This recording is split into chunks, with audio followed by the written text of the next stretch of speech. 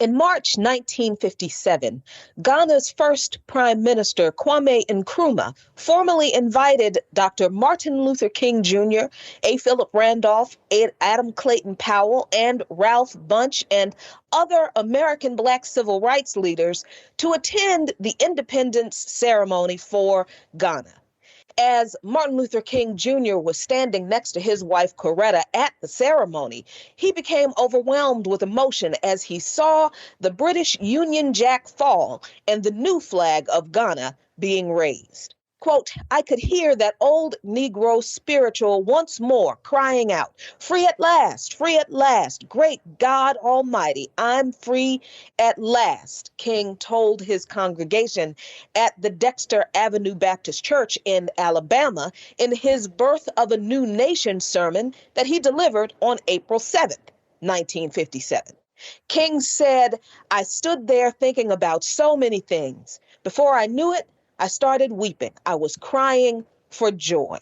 His sermon about the independence of Ghana was actually the first time that King spoke the phrase, free at last, great God Almighty, I'm free at last, in public, but USians will have you believe that the first time he intoned those hallowed words were on the steps of the Lincoln Memorial during the criminally whitewashed I Have a Dream speech that they never give you the whole context of.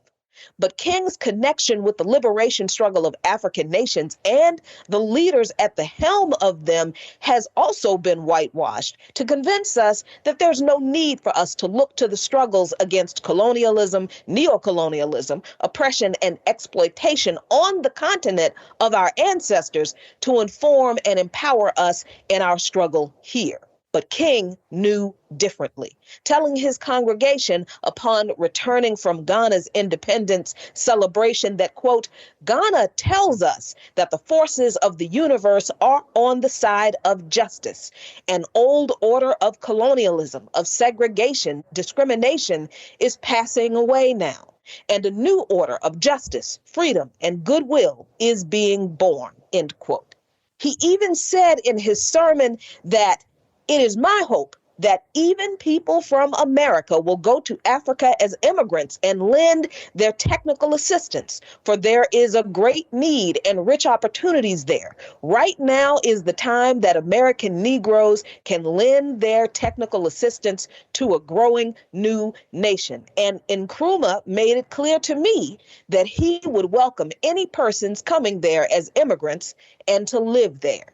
King also said in that sermon, as he honored Nkrumah and the liberation of Ghana, that freedom only comes through persistent revolt, through persistent agitation, through persistently rising up against the system of evil. He was speaking at this point about the struggle against segregation and racism in Alabama and injustice in America, while making the clear connections between the possibilities that Ghana's independence presented to Black Americans in the same struggle. This is the King, the international King, the Pan-African King, I dare say, that you won't hear much about, and that is intentional. Just 1 year after Martin Luther King Jr. attended Ghana's independence ceremony in 1958, Patrice Lumumba helped found the Mouvement National Congolais, a political party that demanded Congolese independence from Belgium and that the vast resources of the Congo should profit the people of the Congo for the improvement of the nation.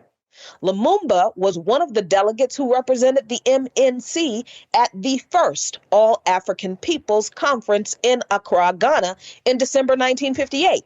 That was organized by Ghanaian President Kwame Nkrumah.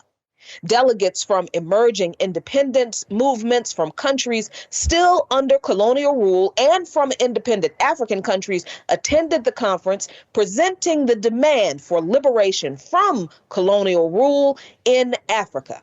Unable to ignore the growing pressure, 2 years later in 1960, the Belgio-Congolese Conference was convened in Brussels to develop a plan to transition the Congo from colonization to independence.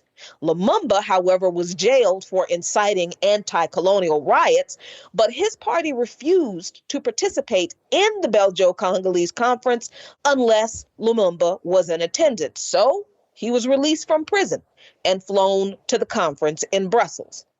And it was ultimately agreed at that conference on a date for Congolese independence, June 30th. And in June 1960, Patrice Lumumba became the country's first elected prime minister. In a speech at the Congolese Independence Day ceremony on June 30th, Prime Minister Lumumba responded in an unscheduled address to the official speech delivered by King Baudouin of Belgium to the nation. In the speech, Lumumba famously said, quote, "Although this independence of the Congo is being proclaimed today by agreement with Belgium, an amicable country, which we are on equal terms, no Congolese will ever forget that independence was won in struggle, a persevering and inspired struggle carried on from day to day, a struggle in which we were undaunted by privation or suffering and stinted neither strength nor blood." Lumumba was assailed in Belgian and U.S. press for his arrogance because of his speech and was already being targeted by those same forces for removal. Despite public support of independence for the Congo, the U.S. and Belgium were not going to allow Africans to have control over the wealth of raw materials that they had made so much money from in the Congo for so long. So the CIA and their counterparts in Britain and Belgium paid a group of Congolese military men led by Joseph Mobutu, Lumumba's chief of staff of the army, to assassinate Patrice Lumumba. And on January 17, 1961, after being tortured by Mobutu's men and forced to eat the paper on which his Independence Day speech was written, Patrice Lumumba was shot by firing squad, his body dismembered and dissolved in acid. Lumumba was one of 7 African leaders who all worked for independence from colonial strangleholds of their countries and were either killed or deposed between 1960 and 1973. Kwame Nkruma was eventually ousted as Prime Minister of Ghana in 1966 in a Western-backed coup. Martin Luther King Jr. was himself assassinated in 1968. There is a straight line between Martin Luther King Jr., Kwame Nkruma, and Patrice Lumumba, who were all connected in the struggle for the liberation of African people everywhere. That connection is so powerful and so important that those who continue to deny our freedom don't want you to know about it. They have killed these great men and their allies to bury it. And this is why we must never stop making this connection clear and acting on what they began. Follow Lukman Nation on patreon.com/LukmanNation for lots of great content.